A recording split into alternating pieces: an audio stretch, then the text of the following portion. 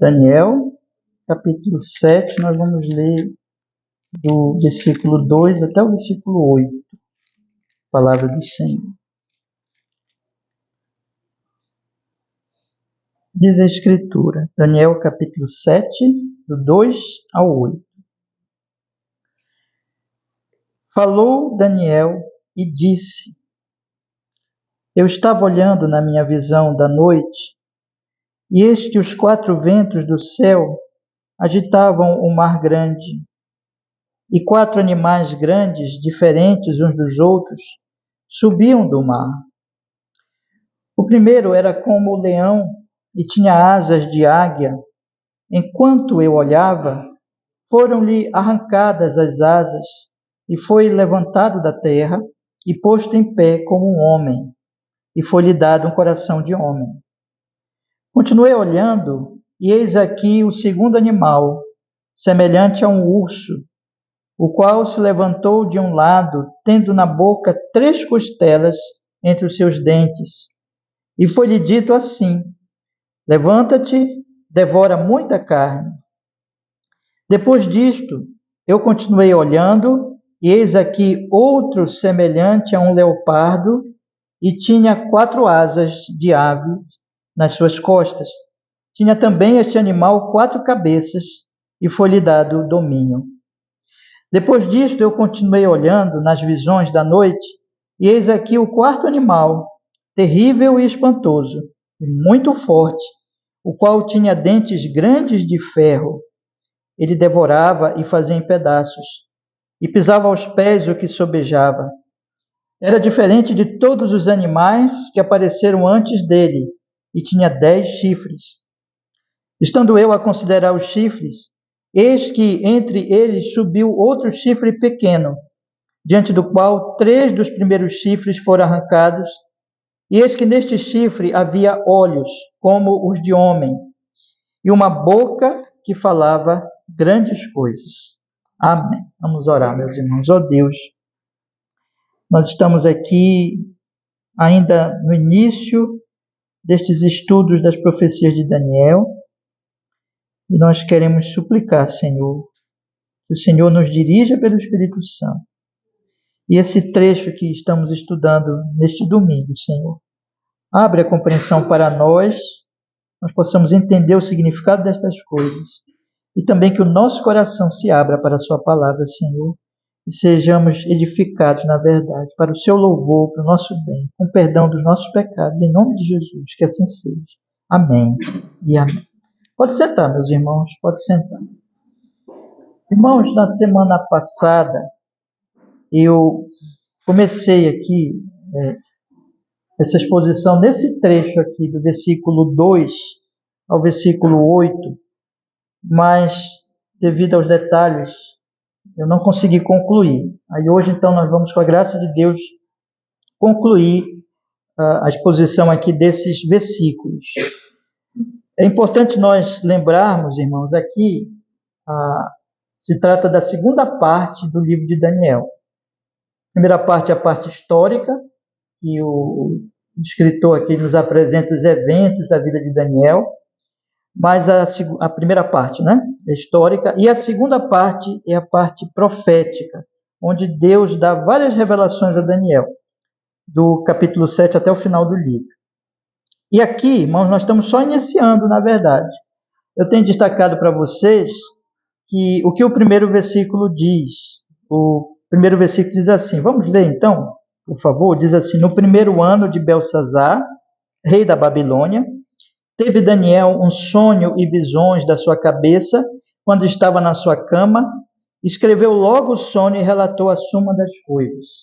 Então o texto diz aqui, nos mostra o que aconteceu, para nós termos essa profecia. Daniel estava dormindo na época de Belsazar, Nabucodonosor já tinha morrido, e então ele tem esse sonho, e quando ele acorda, irmãos, ele percebe, então, ele já tem essa consciência de que não é um sonho comum, mas é uma revelação de Deus, e ele rapidamente ele anota, ele escreve a suma do sonho. E ele escreve isso, conforme eu tenho procurado mostrar já para vocês, tanto para as pessoas ali da época dele, mas para a posteridade, para todos nós. Nós temos aqui, então, a revelação de Deus e nós temos a Escritura Sagrada, que é a Bíblia inteira aconteceu isso, na verdade. Os escritores bíblicos, eles receberam a revelação e, dirigidos pelo Espírito Santo, eles registraram essa revelação para a nossa vida, para que nós conheçamos o que Deus está fazendo. E eu disse para vocês também que o que Deus revela aqui nesse capítulo 7, se Deus assim permitir, nós vamos ter a oportunidade de estudar todo este capítulo, é o que ele está fazendo em toda a história da humanidade. Ele fala aqui que existem reis, existem impérios, poderes, mas que acima desses reis está o Rei dos Reis, o Senhor, que controla todas as coisas e que está salvando um povo no meio desses impérios e que em breve o reino dele vai vencer. Que esse reino dele ainda é um reino aqui na história da humanidade, um reino perseguido, um reino que ainda não se manifestou na sua glória, mas um reino que vai vencer. E o que ele quer para nós aqui é mostrar para nós esse propósito de Deus. É como se Deus estivesse mostrando assim, olha, esse é o meu plano, essa é a história que eu estou escrevendo, e todas as pessoas devem ouvir, devem procurar entender, não somente por curiosidade, mas porque, como eu tenho já dito também para os irmãos, porque isso é para a humanidade. E eu e você, nós somos parte da humanidade. Então, isso tem tudo a ver com a nossa vida. É algo muito prático, é algo que tem a ver com o nosso cotidiano, com o nosso dia a dia. Então, nós precisamos, irmãos, ouvir essas profecias, compreender o que Deus ele está nos ensinando aqui. Então, nós estamos só iniciando, na verdade, essa caminhada. E aqui eu quero relembrar os irmãos, como eu disse para vocês, eu já procurei estudar com vocês do versículo 2 ao versículo 8 também, semana passada, e aqui nós já destacamos algumas coisas importantes desses versículos. Vocês percebem que a palavra de Deus fala aqui que Daniel teve um sonho muito estranho, sonho que nós podemos dizer assim, até esquisito, estranho demais, assim, que ele viu um mar tempestuoso, abalado pelos 4 ventos, e daquele mar saíam 4 animais, assim, verdadeiras bestas, diferentes de todos os animais que nós conhecemos, mas o último animal era tão diferente, era tão estranho, que ele não conseguiu associar com nenhum animal. Ele simplesmente disse assim, olha, este último animal é o pior de todos, que esses animais, todos, meus irmãos, são muito violentos, e daqui a pouco eu quero enfatizar mais um pouco essa questão da violência. Eles destroem, eles comem, eles matam, derramam sangue, e o último animal, mais estranho de todos, ainda sai dele, como diz aqui a palavra de Deus, ele possui 10 chifres, mas nasce, como diz aqui o versículo 8, um outro chifre. Entre eles subiu outro chifre pequeno, diante do qual 3 dos primeiros chifres foram arrancados, e eis que neste chifre havia olhos como os de homem, e uma boca que falava grandes coisas. Então, é algo muito, muito estranho. Então, tinha 10 chifres, e depois nascia um chifre menorzinho, mas ele tomava o lugar de 2, e ele tinha olhos como de seres humanos, de homem, e ele falava grandes coisas, ou podemos até dizer coisas arrogantes. Eu disse para vocês, semana passada, que aqui, claro, é uma linguagem figurada, a palavra de Deus aqui, e essas profecias, elas querem, de fato, verdadeiramente nos impactar com algumas verdades. Elas querem mostrar para nós o que está acontecendo no mundo, o que está ocorrendo na humanidade. Que o mundo, que a humanidade presente é verdadeiramente como um mar tempestuoso, algo perigoso, algo que não é belo, algo que é tenebroso mesmo, e desse mar saem animais, saem bestas, saem coisas feias, e que elas estão matando, destruindo, e esse último então, mais feio ainda, e que ele tem esse chifre, que tem olhos e que fala coisas arrogantes. A Bíblia aqui está, claro que é simbólico, e as profecias têm muito isso, e o próprio Senhor Jesus, quando andou nesse mundo, ele usou também de símbolos, de comparações, mas a Bíblia quer mesmo nos chocar, e nos dizer assim, veja o que é o mundo, veja o que está acontecendo na Terra atualmente. E aí, meus irmãos, nós precisamos interpretar isso olhando para o próprio texto. Depois Daniel, ele vai ficar pensando nessas coisas, e ele vai perguntar o significado disso, e Deus dá a ele o significado, no versículo 17. Acompanhe comigo aí, por favor. Que Deus diz assim: esses 4 animais, são 4 reis que se levantarão da terra. Então Deus mesmo diz: o que significam esses animais? Esses animais, eles significam 4 reis diferentes. E muitas vezes se tem interpretado, meus irmãos, que esses animais, eles, comparando com a outra profecia que Deus deu antes para Nabucodonosor, de uma estátua muito grande, brilhante, que a cabeça era de ouro, e depois aqui o ombro, o tronco, as pernas iam mudando, né, de materiais, de metais cada vez mais frágeis, e o pé tinha parte ali de barro. Você lembra do sonho? E que foi cortada uma pedra e sem mãos de um monte, e essa pedra caiu sobre o pé, e toda a estátua caiu, e essa pedra se transformou num grande monte que tomou conta da terra. E ali Daniel interpretou e disse assim: olha, são reinos que virão, mas no meio desses reinos vai nascer um rei, e esse rei vai vencer todos esses reinos. E esses reinos, meus irmãos, ali, seguindo, inclusive a interpretação que nós demos ali daquele capítulo, quando nós estudamos aqui na igreja, esses reinos se referem exatamente, sem dúvida nenhuma, ao primeiro reino, que é o Babilônia, depois ao Império Persa, que vem imediatamente após a Babilônia, o próprio livro de Daniel nos conta, depois o Império Grego, especialmente através de Alexandre o Grande, e finalmente o Império Romano. E esses grandes impérios estão aqui tipificados nesses 4 animais.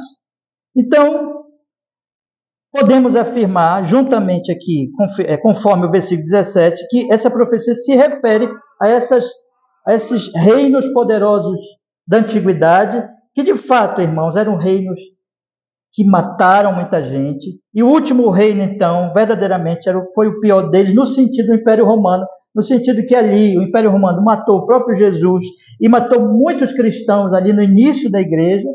Então podemos afirmar isso. No entanto, meus irmãos, quando nós lemos o livro de Apocalipse, no capítulo 13, eu tive a oportunidade aqui, eu não vou ler agora para nós ganharmos tempo, já li a semana passada, no capítulo 13, do versículo 1 ao 10, João tem uma revelação semelhante com esse sonho aqui.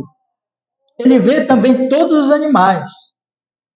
Ele percebe, ele vê ali todas essas características, ele também vê aquele chifre falante, dizendo coisas arrogantes.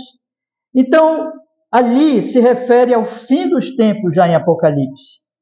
E tem se interpretado normalmente, os teólogos, né, os estudiosos bíblicos, têm interpretado que ali, capítulo 3, a Bíblia está falando do anticristo, dessa figura que vai aparecer no fim dos tempos. Então, meus irmãos, o que nós podemos afirmar com tudo isso? Que essa profecia, conforme até outras profecias bíblicas, que as profecias bíblicas geralmente elas se referem ao tempo ali do profeta, né, próximo ali ao tempo do profeta, mas também a tempos posteriores.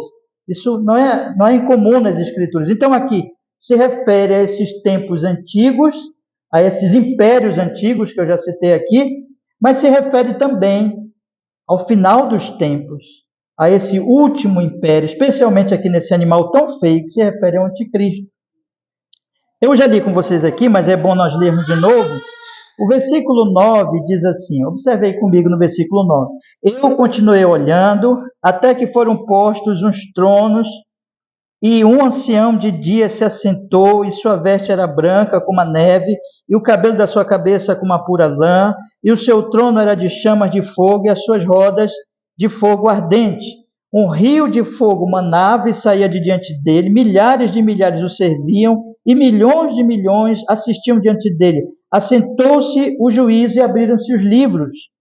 Então estive olhando, por causa da voz das grandes palavras que o chifre proferia, estive olhando até que o animal foi morto. Então aquele último animal, o mais feio de todos, foi morto por esse ancião de dias. Aqui a Bíblia está falando do dia do juízo, e está dizendo que Deus vai vencer este último império.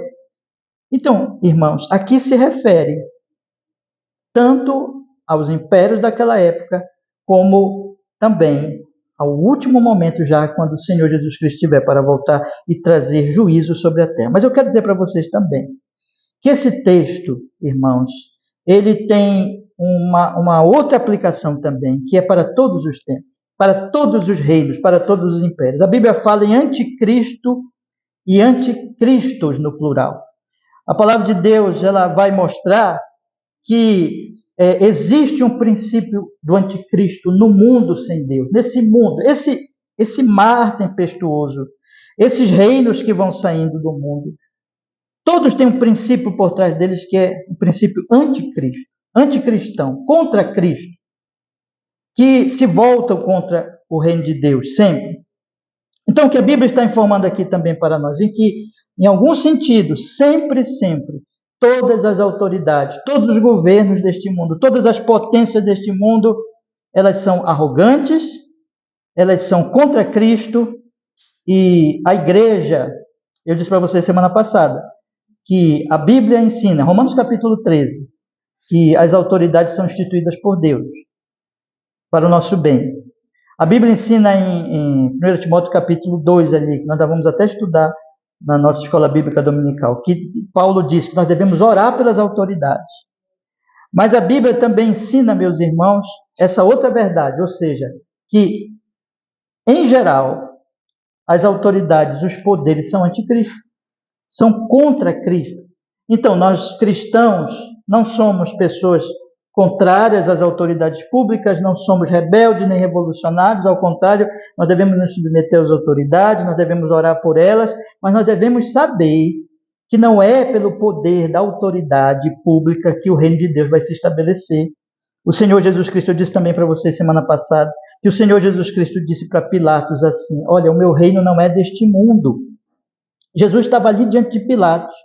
Jesus é o rei dos reis diante do Pilatos, um reizinho desse mundo. E ele disse assim, olha, o meu reino não é deste mundo. Se o meu reino fosse deste mundo, os meus soldados já estariam aí fora, para que eu não fosse entregue nem aos judeus, nem a vocês romanos. Mas não, o meu reino não é deste mundo. O meu reino se propaga pela verdade. Todo que é da verdade ouve a minha voz. Todo aquele que ouve o evangelho, esse reino é um reino espiritual, não é um reino militar, não é um reino político. Em breve ele vai se manifestar visivelmente, mas agora ele está como que invisível no nosso coração. Todo aquele que crê no Senhor Jesus, todo aquele que confia no Senhor Jesus, ele tem esse reino no coração. Então, meus irmãos, o que a palavra de Deus está colocando aqui, isso são questões e lições importantes para a nossa alma hoje, para a nossa vida hoje. Nós que vivemos aqui no nosso país, na nossa nação, nós que vivemos em meio, irmãos, a uma sociedade pagã, a uma sociedade que é contra Deus, que é contra Cristo. Nós devemos ter consciência que isso é a realidade do mundo, que nós devemos, sim, orar pelas autoridades, nos submeter às autoridades, mas nós sabemos que a igreja não precisa do poder de governos para crescer, porque o poder dela é espiritual. O reino cresce pela palavra, pela propagação da palavra de Deus. É isso que tem que estar bem consciente na nossa mente. Mas eu quero, então, colocar essas coisas para vocês, irmãos, e nós já comentamos aqui semana passada. E o último ponto aqui, na verdade, só estou relembrando da semana passada, que nós falamos, é sobre esse mar turbulento. A Bíblia está, como eu já até falei rapidamente há pouco, a Bíblia está mostrando aqui para nós que, olha, esse mundo é feio, é um mar turbulento. E essa questão do mar turbulento, eu li para vocês aqui outros textos na Bíblia que diz assim, o mar turbulento são exatamente as nações em guerra contra Deus e em guerra umas contra as outras. Aqui, quando você olha para a história ali, naquele período, os grandes impérios, Império Babilônico, Império Romano, Império Grego, aliás, pulei, né?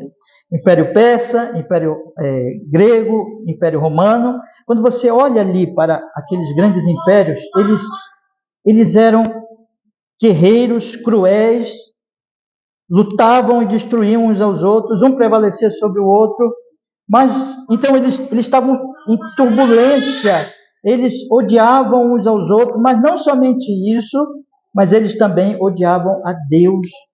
E quando Jesus se manifestou, o Império Romano se voltou contra a Cristo Jesus e contra a igreja cristã.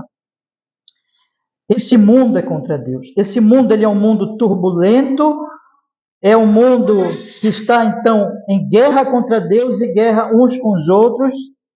Este é o mundo que nós vivemos e vai ser assim até o final, meus irmãos.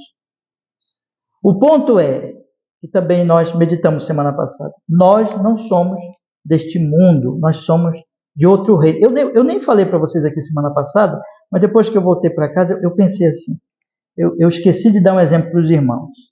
Vocês lembram que o Senhor Jesus Cristo entrou na cidade e ele entrou montado aonde? Num burrinho, lembra?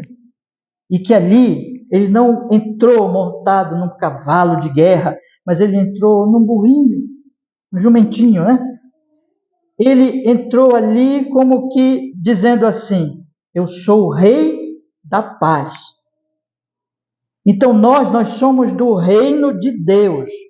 Os reinos deste mundo não são da paz.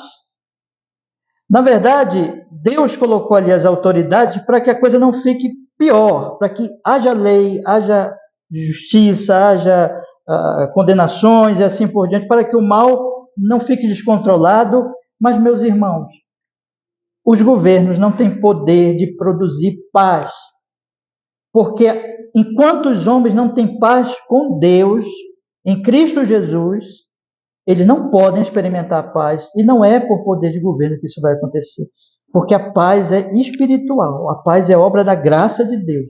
E quando você está em paz com Deus, você passa a ter paz com o seu próximo, com o seu semelhante. E preste bem atenção, meu irmão e irmã, que está aqui hoje à noite, nós somos do Rei da Paz, nós somos daquele que é da paz. Nós estamos aqui nesse mundo para mostrar que nós não somos desse mar turbulento, nós não fazemos parte dos impérios dessas bestas que saem do mar, que comem carne, que destroem. Nós somos do reino da paz. E a grande questão que eu deixei para vocês semana passada, aqui também, foi o que nós amamos? Nós somos cristãos, nós confessamos o nosso cristianismo, e a grande pergunta é, você ama este mundo turbulento? A palavra de Deus diz, buscar em primeiro lugar o reino de Deus e a sua justiça. Nós somos do reino, irmãos. Nós estamos aqui nesse mundo para expressar os valores do reino de Deus, da paz de Cristo, e para anunciar paz aos homens.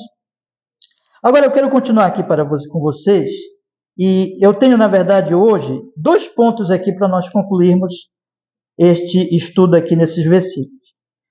Eu já falei brevemente, mas eu quero tratar aqui com vocês. Observem a violência destes animais. Eu vou começar a ler com vocês aqui o versículo 4. Peço por gentileza para você acompanhar comigo. O versículo 4 diz assim, o primeiro era como leão e tinha asas de águia. Enquanto eu olhava, foram-lhe arrancadas as asas e foi levantado da terra e posto em pé como um homem, e foi-lhe dado um coração de homem. Leão. Leão é um animal feroz. Anotem isso aí. Vamos continuar agora. Versículo 5. Continue olhando. Eis aqui o segundo animal, semelhante a um urso, o qual se levantou de um lado, tendo na boca 3 costelas entre os seus dentes, e foi-lhe dito assim, levanta-te, devora muita carne. Urso também é um animal feroz, perigosíssimo. E o texto da diz aqui, acrescenta, que ele tinha entre os dentes 3 costelas. Quer dizer que ele tinha acabado de matar alguém, e as costelas ainda estavam ali entre os seus dentes. Ainda mais, e foi-lhe dito, levanta-te, devora muita carne. Ou seja, mostrando que, além de ele ter uma natureza de urso, e de que ele estava ali, acabando de se alimentar, ainda tinha costelas entre os seus dentes, mas a determinação da voz que veio sobre ele é mata mais ainda, destrói mais ainda. O versículo 6 agora fala do outro animal, diz, depois disto eu continuei olhando, e eis aqui outro, semelhante a um leopardo, e tinha 4 asas. Leopardo também é um animal rápido e feroz, um caçador. E diz o texto, ele tinha 4 asas, que mostra a sua velocidade. Ele já é rápido, mas ainda tinha asas que tornavam ainda mais ágil na caça. Tinha 4 aves nas suas, 4 asas de ave nas suas costas.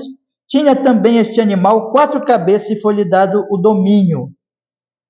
Este animal, ele além de ser extremamente ágil e é feroz, ele ainda pode olhar para os 4 cantos, para os 4 lados e assim perseguir o inimigo.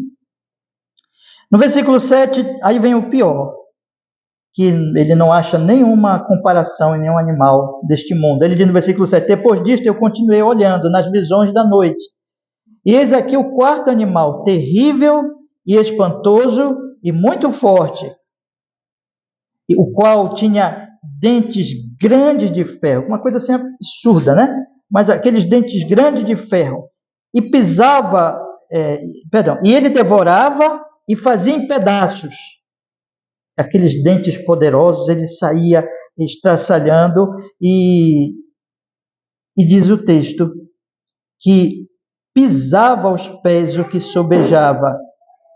Este animal ainda era mais violento que os outros pelas características deles, ou seja, o dente, essa coisa que ele estava ali devorando, e ainda o que caía no chão, ele pisava, ele destruía o que sobejava.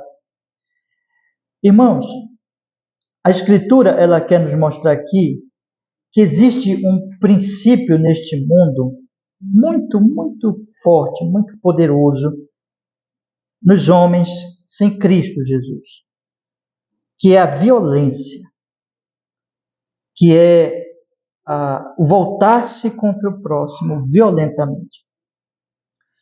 A Bíblia, por exemplo, começa a narrar, desde o início, a palavra de Deus já diz assim, vamos lembrar de Gênesis capítulo 3, versículo 15. Todo mundo tem decorado, não tem? Bora lembrar? Deus disse, porém inimizade entre ti e a mulher, entre o teu descendente e o seu descendente. Este te ferirá a cabeça e tu lhe ferirás o calcanhar. E aí vocês sabem que o Senhor Deus estava lá falando para a serpente, que era na verdade Satanás, e ele estava falando que viria um descendente da mulher, e que esse descendente da mulher, ele iria pisar na cabeça da serpente, vencê-lo definitivamente. E esse descendente da mulher, nós sabemos que é Jesus Cristo. Então, ali é o chamado primeiro anúncio do Evangelho, que o próprio Deus foi o primeiro pregador do Evangelho à humanidade quando ele anuncia isso. E ali ele está dizendo o seguinte, olha, virá um rei que vai vencer esta serpente, esmagar sua cabeça, mas essa serpente, ela não vai se entregar sem morder o calcanhar. Ela é violenta, ela quer matar, ela quer destruir. Então, existe, irmãos, essa profecia lá, e quando você continua lendo as Escrituras, ali no capítulo 4, isso Deus diz no capítulo 3, e aí o homem é expulso do paraíso, vocês conhecem a história. E no capítulo 4 fala que Adão e Eva tiveram 2 filhos, Caim e Abel. E Abel foi apresentar o culto a Deus, e apresentou o culto a Deus, Deus aceitou o culto dele, porque ele tinha fé, porque ele era crente, porque ele amava o Senhor, mas Caim também foi cultuar, e Deus não aceitou o seu culto, porque Caim era ímpio, incrédulo. Caim foi cultuar a Deus hipocritamente. Eles saem de lá, e Caim sai muito mal daquela experiência, cheio de ódio, e fica guardando aquele ódio no coração. Deus diz para ele, olha, tu deves dominar o pecado e não permitir que o pecado te domine. Mas Caim continua no seu ódio até que finalmente, vocês conhecem a história, Caim mata o seu próprio irmão Abel. Ele é violento, ele derrama sangue. Passa-se algumas gerações e vem um outro homem pior que Caim, um descendente dele, que diz assim, olha, um rapaz aqui me pisou e eu o matei. Irmãos, o que a Bíblia está mostrando? A Bíblia está mostrando que existe um princípio da violência nos homens. de que os homens, sem Jesus Cristo, sem a graça de Deus, eles são violentos. Os 10 mandamentos se resumem em 2 mandamentos. Você sabe que Jesus resumiu. Quais são? Amar a Deus sobre todas as coisas e o próximo como a si mesmo.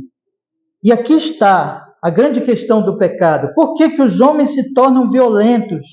Porque os homens, eles passam a viver contra Deus. Quando eles não amam a Deus, quando eles estão em guerra contra Deus, eles estão em guerra contra os seus semelhantes. Existe um princípio da violência. E quando vocês forem ler os livros de história da humanidade, os livros normais, comuns, o que vocês vão descobrir lá? Que o livro de história da humanidade são os livros das guerras da humanidade. É a história da violência, é a história da maldade, é a história da opressão. E que não somente um reino oprime outro reino e se é mais poderoso destrói o outro reino ou escraviza o outro reino, mas também entre os reinos, por exemplo, quando o Senhor Deus dá a profecia para Daniel, através de Daniel, lembrando aquele caso que Daniel vai interpretar o sonho de Nabucodonosor, Daniel diz assim para ele: ó rei, aquele sonho que Deus deu para ele, dizendo que ele ia se transformar num animal, vocês lembram? Nós já estudamos aqui. E Daniel diz para ele assim: ó rei, deixa de oprimir os pobres, faz justiça no teu reino. Então, é interessantíssimo que a Bíblia vai mostrar o seguinte, e a história da humanidade, a experiência da humanidade, a experiência atual do nosso país, e quando nós olhamos para o mundo, para a situação que está acontecendo ali na Europa, Estados Unidos, faixa de Gaza, tudo isso está acontecendo atualmente, meus irmãos. O que nós observamos na humanidade? A humanidade é violenta. A humanidade, os reinos estão sempre em pé de guerra. Vai ser assim sempre, e é isso que acontece. E internamente nos reinos existe opressão. Sempre o mais humilde, sempre o mais pobre, ele é oprimido pelos mais poderosos. Agora, o ponto aqui é que a Bíblia vai ensinar que esta violência, e aí eu lembro vocês de novo, Gênesis capítulo 3, versículo 15, esta violência, ela vai se voltar especialmente contra o povo de Deus, a igreja de Jesus Cristo. A igreja de Jesus Cristo vai experimentar, isso faz parte de Gênesis 3,15, quando o Senhor diz lá, porém inimizade entre ti e a mulher, entre o seu descendente e o teu descendente, ele está falando, irmãos, que haverá uma inimizade entre aqueles que pertencem a Satanás e aqueles que pertencem a Deus, a Cristo Jesus. Ele está falando aquilo que aconteceu com Caim e Abel. Abel era pacífico, Abel era um homem de oração, Abel não matou o seu irmão, mas Caim era do diabo, Caim era carnal, Caim era o homem natural, e Caim matou Abel, matou o crente, perseguiu Abel. E quando nós vamos ler a história da igreja, desde o Antigo Testamento e o Novo Testamento, também a história das perseguições. Às vezes essas perseguições, elas são graves, como aconteceu, por exemplo, você lê o livro de Atos dos Apóstolos, você vê que às vezes a igreja tinha tranquilidade, mesmo ali já no início, mas às vezes vinha um ataque violento, apóstolos eram mortos, os líderes da igreja eram perseguidos. O próprio apóstolo Paulo, antes da sua conversão, vocês conhecem também, ele perseguia a igreja. Então nós temos, meus irmãos, que a história da humanidade é a história da violência, é a história da matança, é a história da opressão, é a história também da perseguição contra a verdade. O que eu quero dizer para vocês é o seguinte, é isso que há no mundo. E quando nós olhamos aqui para o capítulo 7, nós vamos observar, meus irmãos, a partir aqui do versículo 24, observe comigo aqui, só para dar mais um exemplo para vocês, diz aqui, e quanto aos 10 chifres daquele mesmo reino, se levantarão 10 reis, e depois deles se levantará outro, o qual será diferente dos primeiros, e abaterá a 3 reis, e proferirá palavras contra o Altíssimo, e destruirá o quê? Os santos do Altíssimo, e cuidará em mudar os tempos e a lei, e eles serão entregues na sua mão por um tempo, e tempos e metade de um tempo. O texto está dizendo aqui que esse rei, pior de todos lá, esse animal pior de todos, ele vai destruir os santos do Altíssimo. Ele vai perseguir os santos do Altíssimo. E quando nós olhamos para o Novo Testamento, quando o Senhor Jesus está para morrer, ele faz o último discurso. E o que ele diz? Ele diz para os seus discípulos: olha, eu vou falar uma coisa para vocês vocês não se escandalizem, para que vocês não se assustem. O quê? Vocês serão perseguidos. O mundo, que é o reino dos homens sem Deus, sem Cristo, é o mundo dos alienados, é a humanidade sem Cristo ainda. O mundo odeia ao Pai, odeia a Deus Pai. Porque odeia a Deus Pai, me odeia. E porque me odeia, odeia os que creem em mim. Este mundo, João capítulo 16, ele diz, haverá perseguições. Eu quero dizer para vocês, Jesus diz, que muitos vão se levantar contra vocês. Vocês vão ser expulsos da sinagoga. E a sinagoga do judeu, irmãos, era o centro social, era o símbolo do poder judaico. Era, vamos dizer assim, se você fosse expulso da sinagoga, significaria que você estaria na periferia da sociedade, que você não teria os benefícios da sociedade judaica, ou seja, que você seria uma pessoa que não teria, então, ali os benefícios sociais. E Jesus diz, mas eles vão fazer pior. Eles vão, na verdade, matar vocês. E vai acontecer mais. Aqueles que matarem vocês pensarão que estão fazendo um culto a Deus, adorando a Deus. Vocês talvez digam assim, pastor, por que o senhor está falando tudo isso? Eu vim aqui para a igreja, né? E eu tenho as minhas lutas e os meus problemas, e o senhor vem dizer que o mundo está contra nós, que o mundo é perigoso, que o mundo é violento. Sim, meus irmãos, nós temos que ter consciência de que a igreja de Jesus é uma igreja que está no mundo perigoso, que está no mundo hostil a ela, que está no mundo que vai perseguir a igreja. Às vezes essa perseguição, ela é uma perseguição, assim, no certo sentido, frágil, mas o mundo não apoia a igreja de Deus. O mundo, ele está contra a igreja de Cristo. No entanto, irmãos, eu estou lhes dizendo essas coisas não para lhes tirar a alegria ou a paz, muito ao contrário. Eu estou lhes dizendo essa coisa no mesmo sentimento, na mesma determinação do Senhor Jesus, quando ele diz assim, não se escandalizem, não se assustem, não achem que isso é estranho, não achem que isso é uma coisa, não deveria acontecer isso. Não, isso é o mundo não ama Deus, o mundo não ama Cristo. No entanto, o Senhor Jesus Cristo também diz lá em João capítulo 14, vocês lembram? É interessante as Escrituras elas vêm com uma palavra realista, elas vêm com uma palavra, porque Deus ele não nos consola com mentira, com engano, ele não, digamos assim, ele não quer que nós fiquemos como que sem saber das coisas para nós não sofrermos, não é isso, ele quer, não, vocês têm que saber, vocês têm que entender a realidade do mundo. No entanto, ele diz João capítulo 14, o quê? Não se turbe o vosso coração. Ou seja, tenham consciência de que o mundo não está do lado da igreja, que a igreja é um reino diferente desse mundo, totalmente. No entanto, não se turbem. Por que vocês não devem se turbar? Porque eu vou preparar lugar. E quando eu preparar lugar, eu voltarei para vocês, para que vocês estejam para sempre comigo. Quando você pega aqui, irmãos, essa palavra de Jesus e compara com Daniel, eu li com vocês aqui até o versículo 26, não foi?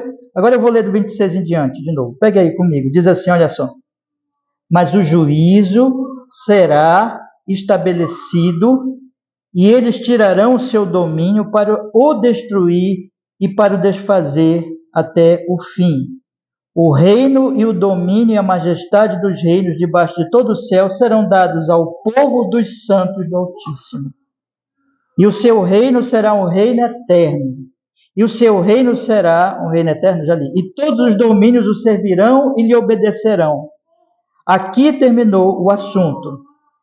O que a Bíblia mostra aqui, meus irmãos? Comparem as duas verdades. Quando você pega a verdade do versículo 25, que diz: e proferirá palavras contra o Altíssimo, e destruirá os santos do Altíssimo. Eu vou repetir aqui de novo. E proferirá palavras contra o Altíssimo, e destruirá os santos do Altíssimo. Essa é uma verdade. Agora, outra verdade é, versículo 27. O reino, o domínio e a majestade dos reinos, debaixo de todo o céu, serão dados ao povo dos santos do Altíssimo. Vocês percebem? Que é a mesma coisa que Jesus faz lá no último discurso. Ele diz assim, olha, os reinos vão perseguir, os reinos vão se voltar contra vocês, alguns de vocês vão ser expulsos da sinagoga, outros pior, serão mortos. Mas não se turbe o vosso coração, porque eu vou voltar e eu venho para reinar. E aqui está a mesma coisa. O reino, o domínio e a majestade dos reinos debaixo de todo o céu serão dados ao povo dos santos do Altíssimo. Ou seja, o que Deus quer que nós saibamos em relação a todas essas coisas, meus irmãos? É que ser cristão não é fácil, é que ser cristão é ser contra o mundo, no entanto, a vitória é dos que pertencem a Cristo. Jesus em breve voltará. E o cristão ele tem que viver da seguinte forma, ele tem que viver aqui na consciência, ele não tem que ser um iludido, ele não tem que confiar no poder dos homens, achando que os homens deste mundo vão salvar a igreja, porque não é este o caso. Ele tem que viver nesse mundo na consciência de que nós vamos ser odiados e perseguidos. No entanto, Jesus vai voltar. Nós temos que olhar para o futuro com fé. É um olhar para o futuro. É um olhar para o reino de Deus. É um olhar sabendo que aqui nós estamos no meio do mundo. Eu não sei quantos de vocês já leram o livro de John Bunyan do peregrino. E ele conta a história de um peregrino andando por este mundo, enfrentando muitos perigos e tentações. Mas então ele chega no momento que ele vai atravessar o rio. E ele vai chegar à cidade. E aí, meus irmãos, é isso que a Bíblia está dizendo. A Bíblia está dizendo assim, nós somos peregrinos, meus irmãos. Nós estamos indo passo a passo. Não podemos fazer duas coisas, observem. Não podemos nem nos iludir com este mundo, porque a Bíblia está dizendo, o mundo é feio. Preste atenção, o mundo é turbulento. O mundo sai de lá um monte de bestas, feras horríveis. Não se iluda. A beleza do pecado não é beleza. É o engano do pecado. Então, não se deixe seduzir pelo mundo. Também não tenha medo, não tenha pavor, não se turbe. Olhe para Cristo, persevere, continue, vá em frente pela fé em Cristo Jesus. E eu quero aqui, irmãos, ir para o meu último ponto agora, que tem a ver com tudo isso que eu tenho de falar, dizendo o seguinte. A Bíblia está dizendo que os reinos são violentos. A Bíblia está dizendo que os reinos estão uns contra os outros e contra os menos favorecidos dos seus próprios reinos, especialmente persegue a igreja de Deus, mas a Bíblia também está dizendo que quem está controlando, inclusive esses reinos hostis, é um poder que está acima deles mesmos. Eu quero ler com vocês de novo alguns trechos do sonho de Daniel que mostram o seguinte: nem esses reinos, apesar da sua violência, da sua arrogância, nem eles são independentes. Existe um poder maior sobre eles. Vocês querem ver? Vamos ler aqui os textos. Observem comigo. Primeiro, veja o que diz o versículo 4. O versículo 4 diz assim: o primeiro era como leão e tinha asas de águia. Enquanto eu olhava, foi levantado da terra. Eu pulei aqui. Foram-lhe arrancadas as asas e foi levantado da terra e posto em pé como um homem e foi-lhe dado um coração de homem. Esse leão perdeu as asas, mas perdeu as asas não foi Porque ele tirou as asas, foram arrancadas as asas. Esse leão não ficou de pé sozinho, mas ele foi posto de pé. Este leão não adquiriu um coração de homem por si mesmo, mas foi-lhe dado um coração de homem. Ele é passivo em tudo isso. É cortada a sua asa, ele é posto de pé e lhe é dado o coração de homem. No versículo 5, meus irmãos, diz o texto, continuei olhando, o outro animal agora, continuei olhando, o segundo animal, semelhante a um urso, o qual se levantou de um lado, tendo na boca 3 costelas entre os seus dentes, e foi-lhe dito assim, levanta-te, devora muita carne. Ou seja, o texto está dizendo, olha, veio uma voz que dizia para ele, vai e devora, mostrando o seguinte, que nem ele também fazia isso, independente dessa voz que veio como uma ordem sobre ele. Então, existe um poder maior do que o urso aqui. No versículo 6, meus irmãos, o que é que nós observamos também no versículo 6? Depois disto, eu continuei olhando, e eis aqui outro, semelhante a um leopardo, e tinha 4 asas de ave nas suas costas, tinha também este animal 4 cabeças. E o que é que o texto encerra dizendo? Foi-lhe dado domínio. Quer dizer que ele em si, ele por si mesmo não alcançou o domínio, mas o domínio foi dado a ele. E finalmente, irmãos, o pior dos animais, o que que o texto diz aqui no versículo 11 e 12? Já indo para o outro trecho que nós vamos estudar a partir da semana que vem. Diz assim, então estive olhando por causa da voz das grandes palavras que o chifre proferia. Estive olhando até que o animal foi morto. O animal foi morto, o pior de todos foi morto. O seu corpo foi desfeito e entregue para ser queimado pelo fogo. Você percebe aqui que eles são, apesar do poder deles, todos eles são passivos. Eles não têm o controle. Existe um poder maior que eles. Que poder é esse? É o poder daquele que é chamado no texto aqui de Altíssimo. Eu já disse para vocês várias vezes nessas exposições de Daniel que esse termo Altíssimo quer dizer o seguinte, não tem mais ninguém acima dele, ele é Altíssimo. Ele que domina. Então Deus está dominando todos esses reinos. Deus não está fazendo, vamos dizer assim, não está tentando usar o pecado. Deus não é o autor do pecado deles. Deus não é o autor da maldade deles. Mas ainda assim, Deus está controlando-os de uma maneira que, claro, que nós não podemos explicar como isso aí pertence aos mistérios e ao poder grandioso do Senhor, mas não tem inimigo que Deus mesmo não esteja controlando. E Deus os está controlando porque Deus tem um propósito até nesses reinos. Deus tem um propósito até nesses que são inimigos da igreja de Deus. E eu quero só fechar essa parte lembrando vocês que em relação ao leão, que era aquele que as asas foram cortadas e ele foi posto de pé e foi-lhe dado um coração de homem, essa referência é a Nabucodonosor, meus irmãos. Porque lá no capítulo 4, diz que Nabucodonosor foi dado a ele um coração de animal. Ele passou por uma doença mental. Ele chegou um dia no seu grande palácio e olhando de cima para baixo, olhando para toda a beleza da Babilônia, que a Babilônia realmente era muito linda, ele olhou para toda aquela beleza e ele disse assim, olha a Babilônia que eu fiz com a força do meu poder, para a glória, para a magnificência do meu nome.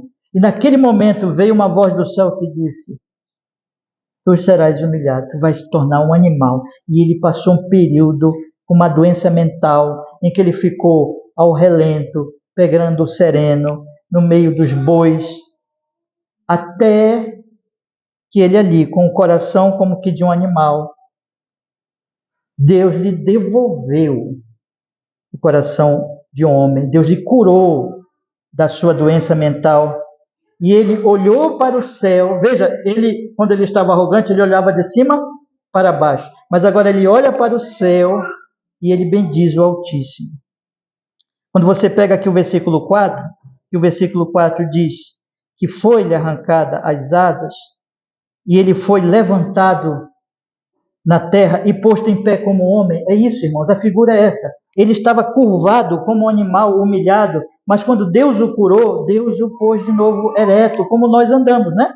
Nós andamos aqui, ó, de pé, como homem.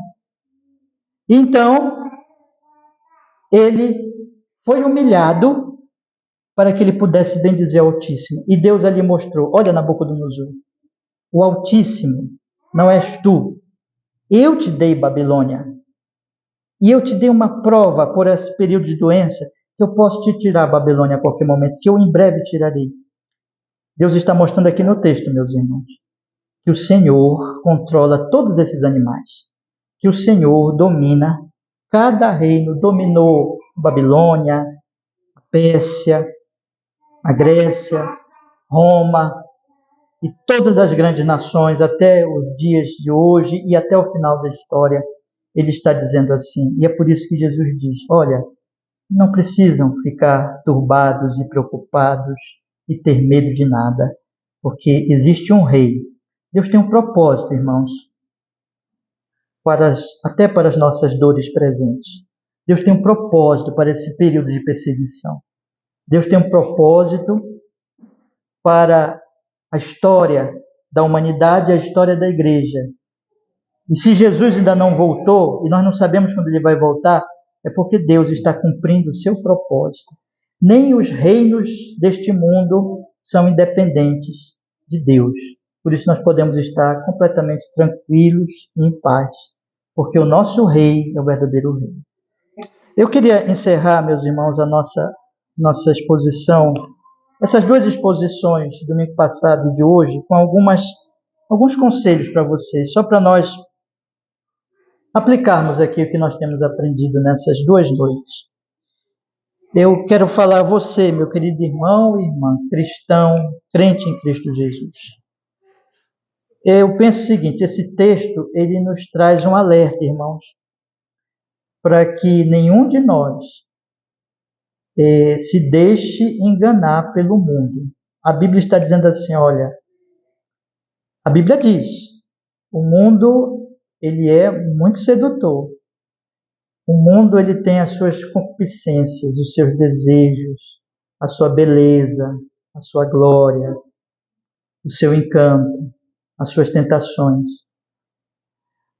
Eu penso que, quando nós olhamos para o geral das Escrituras, esse texto está também nos dizendo o seguinte, olha, nunca esqueçam que o mundo não é belo, que o mundo é rebelde contra Deus, que o mundo é um mar turbulento que dilata sendo essas quatro bestas o tempo todo e que esse mundo vai ser destruído.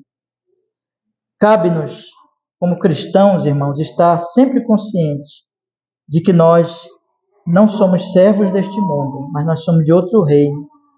E sempre que o mundo parecer muito bonito e tentador e te afastar de Cristo em algum sentido, ou da comunhão dos santos, ou da oração, ou da meditação, quando o mundo começar, e você começar a pensar muito nas coisas, e deixar, sabe, vai deixando de orar, vai deixando de vir no culto, vai deixando de meditar nas coisas de Deus, e vai ficando assim muito extasiado com as belezas, com as glórias desse mundo. Deixa eu te dizer, meu irmão, o texto está dizendo assim, não faça isso. Lembre sempre, guarde essa figura no seu coração, que o mundo não é belo.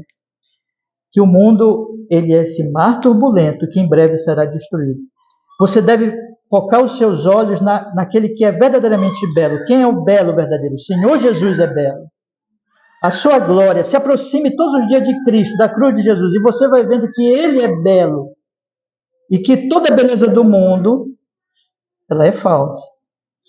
Então, tome muito cuidado, não se deixe iludir com a falsa beleza deste mundo. Esse é o primeiro conselho. O segundo conselho, irmãos, é que nós cristãos somos chamados, irmãos, para expressar os valores do reino de Deus. Veja, o reino deste mundo é violento, é briguento, é guerreiro, se volta uns contra os outros, oprime o mais fraco, mas Jesus é o rei da paz. Jesus não disse para nós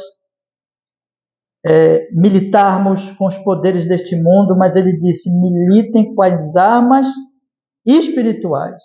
A nossa luta não é contra os seres humanos. A nossa luta não é contra as pessoas que estão fora da igreja. A nossa luta não é contra pessoas que pensam em algum sentido diferente de nós. A nossa luta é contra a mentira, é contra o engano, é contra o pecado, é contra Satanás. Jesus não nos enviou para nós fazermos guerras com os homens, mas Ele nos enviou para nós anunciarmos a boa notícia aos homens. Ele disse: ide por todo mundo e pregue o evangelho a cada criatura. Portanto, irmãos, nós não somos do reino aqui do leão, nem do urso, nem do leopardo, nem daquele animal horrível ali. Nós somos de Cristo, e Cristo é o Rei da paz, e Ele nos chama para nós tanto pregarmos a paz, como nós vivermos e expressarmos o amor e a graça e a paz e a misericórdia de Deus na nossa vida. E eu quero lhe fazer uma pergunta: como é que está a sua vida familiar? Como é que está a sua vida entre os seus vizinhos? Como é que está a sua vida entre os seus colegas de trabalho, entre os seus colegas de universidade, de escola, o que for? Como é que está a sua relação? Quando as pessoas olham para você, as pessoas percebem a paz, o amor e a graça de Jesus? Se você, em algum sentido, está brigando ou está militando uma guerra meramente humana, meu irmão, se arrependa. Vá a Cristo, peça perdão e diga: Senhor, eu não quero envergonhar o seu nome. Em Cristo Jesus eu quero expressar o seu amor, a sua graça, a sua misericórdia e levar o evangelho da paz. Terceiro lugar, irmãos, não temamos a violência dos reinos deste mundo. O Senhor domina, o Senhor vencerá em seu Filho. Estamos seguros em Cristo. Não tenham medo. Essas coisas que eu falei para vocês aqui não é para vocês ficarem com medo, muito ao contrário, mas é para que vocês se conscientizem, não sejam pessoas inocentes, românticas, que acham que a vida cristã vai ser fácil. Não é fácil. O cristianismo ele não vai ser aplaudido por esse mundo. No entanto, irmãos, não tenham medo, porque tanto Jesus, tanto o Senhor controla os reinos, como Ele em breve voltará para estabelecer o seu reino eterno. Em quarto lugar, não esperemos a vitória. Esse é um ponto também bastante prático.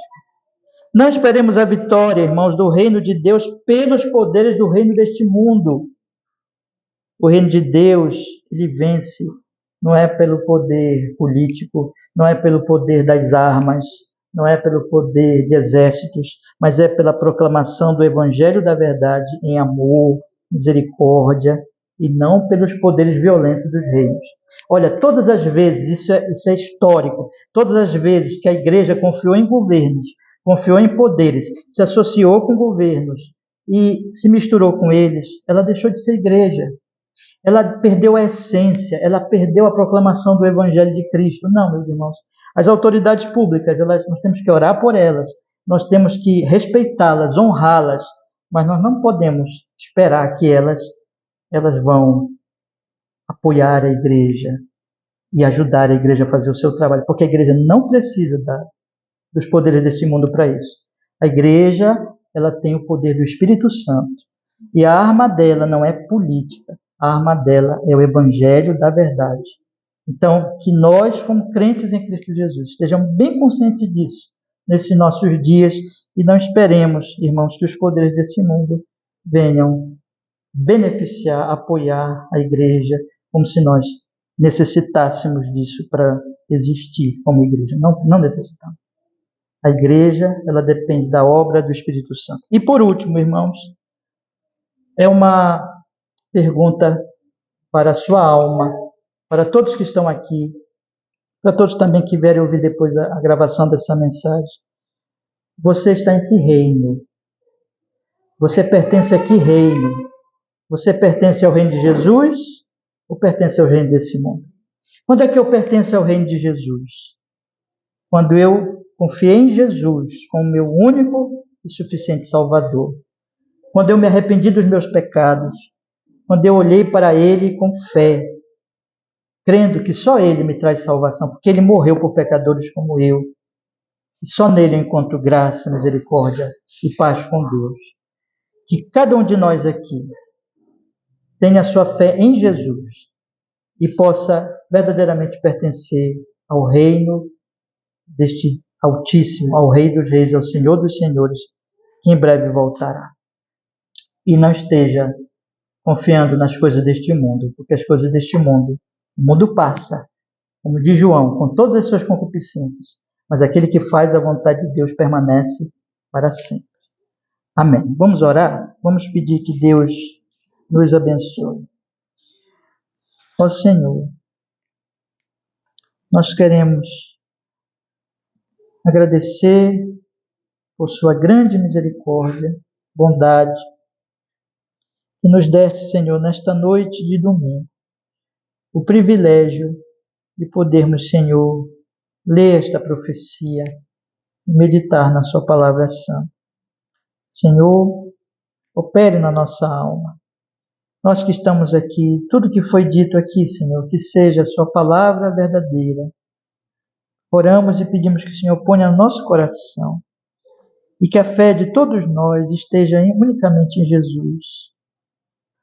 E nós possamos crescer nesta fé, neste amor e vivermos, Senhor, no meio deste mundo, conscientes das dificuldades, mas também cheios de alegria do Espírito Santo, de confiança, sabendo que o Senhor já está reinando, já está sentado no seu trono, como Deus homem que venceu, que subiu ao céu, e que em breve vai aparecer nesses céus que todo olho verá, e vem para reinar, estabelecer visivelmente o seu reino.